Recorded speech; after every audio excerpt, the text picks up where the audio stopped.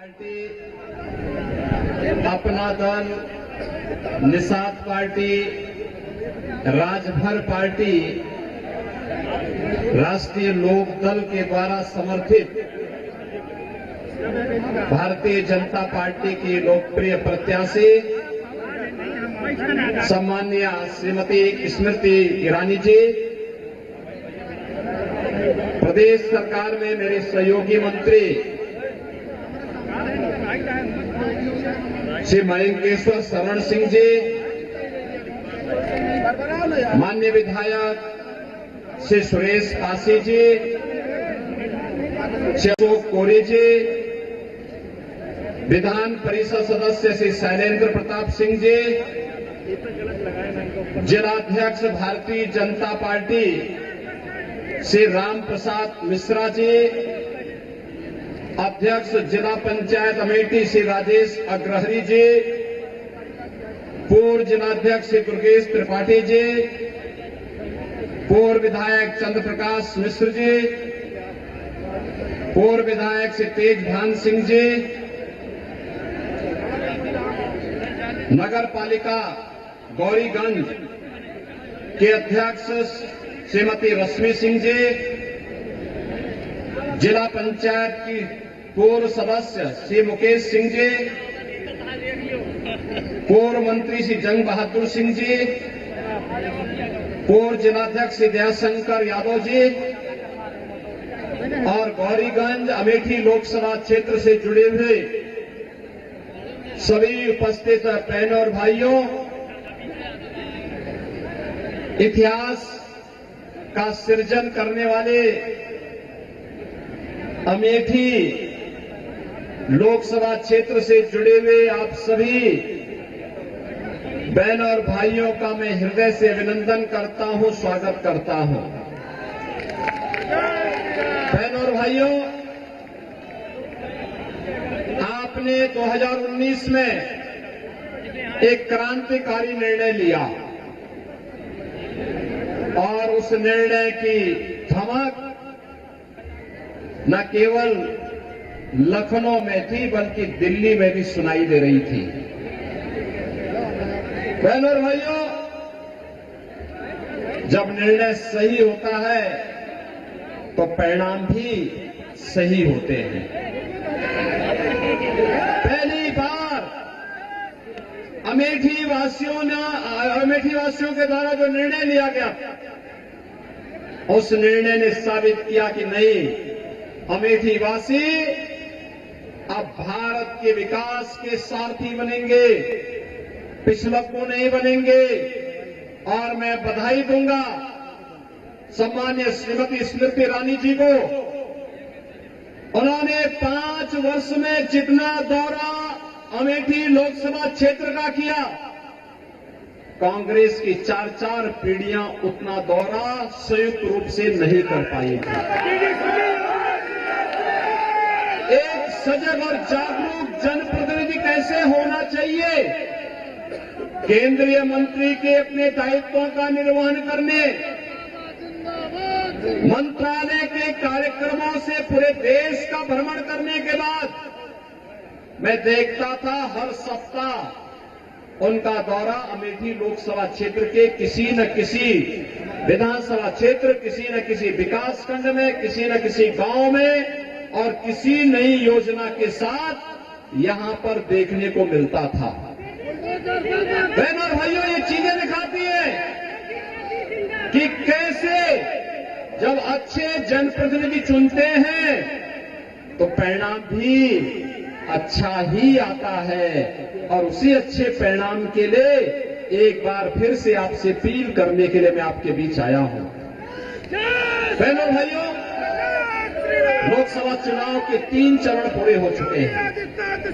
पूरे देश के अंदर आधा चुनाव संपन्न हो चुका है और अब 4थे चरण का चुनाव कल है। कल फिर 10 राज्यों में 96 सीटों पर चुनाव है। यानी अब तक तीसरे चरण आते आते जो अब तक देश के अंदर मोदी लहर थी, वो मोदी लहर अब एक सुनामी का रूप लेने जा रही है, क्योंकि जनता जनार्दन से एक ही शब्द फूट रहा है, और बहनों भाइयों वह है कि फिर एक बार,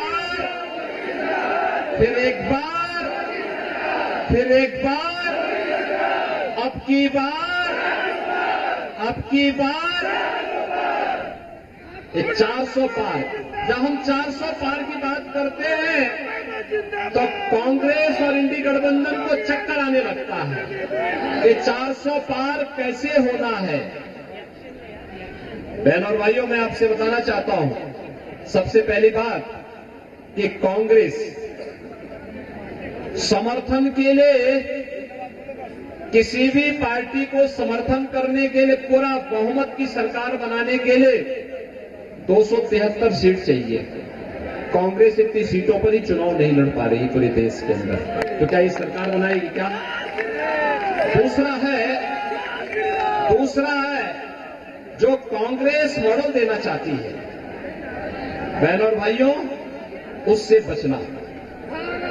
इसलिए बचना, मैं उसमें बाद में आता हूं, लेकिन जब देश के अंदर अलग अलग राज्यों में मुझे जाने का अवसर प्राप्त हुआ, पश्चिम में पहले चरण, दूसरे चरण, तीसरे चरण के मतदान के बाद जब भी हम जनता जनार्दन के पास गए, हमने कहा भी फिर एक बार मोदी सरकार आप चिल्ला रहे हैं, अब की बार 400 पार की बात कर रहे हैं, कैसे होगा?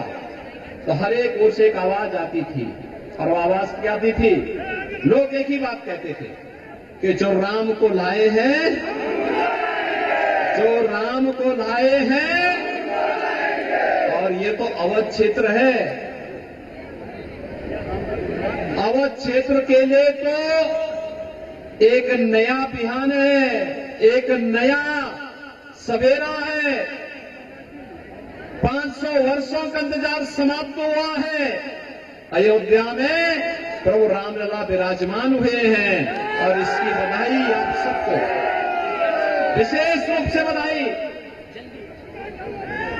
और पूरी लड़ाई को अगर आप देश के अंदर देखेंगे ना, मोदी जी के तीसरी बार आने का, प्रधानमंत्री बनने का दो ही विरोध कर रहे हैं। दो लोग कौन है? एक रामद्रोही है और एक पाकिस्तान है। यही तो विरोध कर रहे हैं। पाकिस्तान को भी अच्छा नहीं लग रहा है, क्योंकि उसे मालूम है कांग्रेस के समय जब आतंकी विस्फोट होते थे तो कांग्रेस के नेता क्या कहते थे? कांग्रेस के नेता कहते थे सीमा पार से। आज तो नहीं है ना सीमा पर का आतंक। आज तो जोर से बम विस्फोट हो, कहीं पे पटाखा फट जाए ना तो पाकिस्तान सबसे पहले सफाई देता है कि साहब मेरा हाथ नहीं है। क्योंकि उसे मालूम है कि मोदी जी के नेतृत्व में नया भारत है। ये छेड़ता नहीं है, लेकिन कोई छेड़ता है तो उसको छोड़ता भी नहीं है। और इसलिए बहनों और भाइयों, तुलसी बाबा ने तो पहले ही लिख दिया है, हो है वही जो राम रची राखा। और प्रभु राम की इच्छा क्या है कि मेरा भक्त फिर से तीसरी बार देश का प्रधानमंत्री बने। तो भगवान राम के परम भक्त मोदी जी को प्रधानमंत्री बनाना है, तो इस इतिहास की भूमि में फिर से इतिहास रचना है ना। एक दूसरा है कि मोदी जी के नेतृत्व में देश का सम्मान बढ़ा, देश की सीमाएं सुरक्षित हुई, आतंकवाद, नक्सलवाद पूरी तरह नियंत्रित हुआ, विकास के बड़े बड़े कार्य हुए हैं, highway, railway, metro, 1 district 1 medical college. बहनों भाइयों, हर घर नल की योजना, हर तहसील में fire station, IIT, IIM, AIIMS,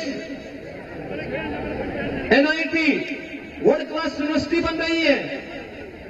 और गरीब कल्याणकारी योजनाओं की बात जो एक पाकिस्तान का राग अलाप रहा है ना, इन कांग्रेसियों से पूछिए कि जिसको पाकिस्तान से प्यार है वो पाकिस्तान में जाए, लेकिन हिंदुस्तान ने मोदी जी के नेतृत्व में 10 वर्ष के अंदर उतने गरीबों को गरीबी रेखा से उभारा है जितना पाकिस्तान की आबादी है, उससे ज्यादा लोग 25 करोड़ लोग गरीबी रेखा से ऊपर उठे भारत के अंदर। और पाकिस्तान के अंदर 23 से 24 करोड़ की आबादी भूखों मर रही है और भारत 80 करोड़ लोगों को फ्री में राशन की सुविधा का लाभ दे रहा है। यह है नया भारत। 5 लाख रुपए की आयुष्मान भारत की सुविधा और देश के अंदर 60 करोड़ लोगों को किसान सम्मान निधि, 12 करोड़ परिवारों को, 12 करोड़ घरों में देश के अंदर शौचालय और 4 करोड़ घरों को, 4 करोड़ गरीबों को घर, 1,14,000 तो किले अमेठी में बन गए। क्या कर रहे थे कांग्रेसी खानदान? क्या कर रहे थे लोग? यहां के गरीबों को मकान नहीं दे सकते थे, यहां के घरों में पानी नहीं पहुंचा सकते थे, नारी गरिमा के प्रतीक शौचालय नहीं बना सकते थे। लेकिन नहीं, ये तो दादी ने जो नारा दिया था 1970 में, पोता भी वही रटता जा रहा है। और जब इनसे पूछा गया कि क्या करेंगे, उन्होंने कहा गरीबी एक झटके में मिटा देंगे। कहा कैसे मिटाएंगे? उन्होंने कहा संपत्ति का सर्वे करवाएंगे। सर्वे करा करके और फिर इनके बुद्धिदाता आ गए, जैसा नाम वैसा काम। यानी उसने क्या कहा? कहा एक विरासत टैक्स लगा देंगे। विरासत टैक्स का मतलब जानते हैं ना?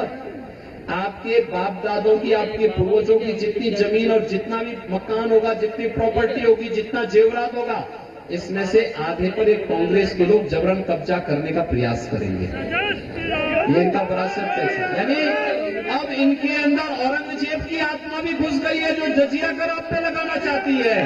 क्या आप इसको स्वीकार करेंगे? क्या अपनी संपत्ति का बंदर बांट करने देंगे? क्या कांग्रेसियों को गुंडागर्दी करने की छूट देंगे? क्या बहनों और भाइयों, कांग्रेस का घोषणा पत्र एक खतरनाक इशारा और करता है। कितना खतरनाक इनके मंसूबे हैं। इनके मंसूबे तो देखो क्या कर रहे हैं देश के लिए लोग। इन्होंने जब यूपीए की सरकार थी उस समय भी इन्होंने करने का प्रयास किया था। अनुसूचित जाति, जनजाति और पिछड़ी जाति के आरक्षण के अधिकार पर इन्होंने सेंध लगाने का प्रयास किया था। भारतीय जनता पार्टी और एनडीए ने उस समय विरोध किया था। हम लोगों ने कई दिनों तक संसद में विरोध किया। कहा था बाबा साहब भीमराव अंबेडकर ने कहा है, बाबा साहब भीमराव अंबेडकर ने क्या कहा था? धार्मिक आधार पर आरक्षण नहीं हो सकता। धार्मिक आधार पर आरक्षण नहीं हो सकता। कांग्रेस ने क्या किया था यूपीए सरकार के समय? पहले इन्होंने जस्टिस रघुनाथ मिश्रा के नेतृत्व में कमेटी गठित की और कमेटी ने क्या संस्तुति की? उस कमेटी ने कांग्रेस के नेताओं के कहने पर एक संस्तुति दी कि पिछड़ी जाति को मिलने वाला आरक्षण में से 6% मुसलमानों को दे देना चाहिए। भारतीय जनता पार्टी ने विरोध किया, कहा कि तो बाबा साहब की भावना के विपरीत है, संविधान के भावना के विपरीत है, ये नहीं होने देंगे। भारी विरोध हुआ, उसको नहीं ला पाएगा। इसके बाद इन्होंने प्रयास किया, जस्टिस राजेंद्र सच्चर की अध्यक्षता में एक कमेटी गठित की। इन्हें लगा कि धार्मिक आधार पर तो ये नहीं दे सकते, तो इन्होंने बैक डोर से क्या किया कि मुस्लिम समाज की कुछ जातियों को अनुसूचित जाति में शामिल करके अनुसूचित जाति की आरक्षण के अधिकार में सेंध लगाने का प्रयास किया। इसका भी विरोध किया गया और जब भारतीय जनता पार्टी ने विरोध किया तब इन लोगों के मंसूबे पर पानी फिरा। कांग्रेस फिर से कहती है जातीय जनगणना करेंगे। जातीय जनगणना क्यों करेंगे? क्योंकि जातियों को आपस में लड़ाएंगे। आपस में लड़ाने के बाद फिर कहेंगे कि भाई आप तो अपना पहले झगड़ा फरियाइए और फिर आपस में झगड़ा लगा करके आपके आरक्षण को ये लोग फिर बांटेंगे। कोई मुसलमान को देगा, कोई किसी और को देगा और फिर बंदर बांट करके आपसे कहेंगे कि भाई आपने तो झगड़ा था इसलिए हमने आपका दे दिया और फिर भारत के नए विभाजन की लोग तैयार करेंगे। क्या आप इसको स्वीकार करेंगे? क्या हिंदुस्तान इसको स्वीकार करेगा? क्या बहनों और भाइयों, इनके मैनिफेस्टो में एक खतरनाक बात और देखने को मिली। कांग्रेस क्या कहती है? कांग्रेस कहती है अगर इनकी सरकार बनेगी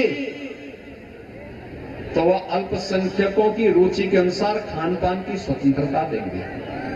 कौन सा ऐसा खान पान है जी जो बहुसंख्यक को ना पसंद हो और अल्पसंख्यक को पसंद हो? बहनों और भाइयों, रोटी सब खाते हैं, चावल सब खाते हैं, खिचड़ी सब खाते हैं, खीर सब खाते हैं, फल भी सब खाते हैं, लेकिन एक जगह के ठहर जाता है। जब मुसलमान गोमांस की तरफ जाता है तो हिंदू उसका विरोध करता है, कहता है ये नहीं स्वीकार। कांग्रेस अब गौ हत्या को भी प्रश्रय देगी। क्या आप इस बात को स्वीकार करेंगे? क्या अमेठी इस बात को स्वीकार करेगा? क्या हिंदुस्तान इस बात को स्वीकार करेगा? क्या कांग्रेस के मंसूबे पूरे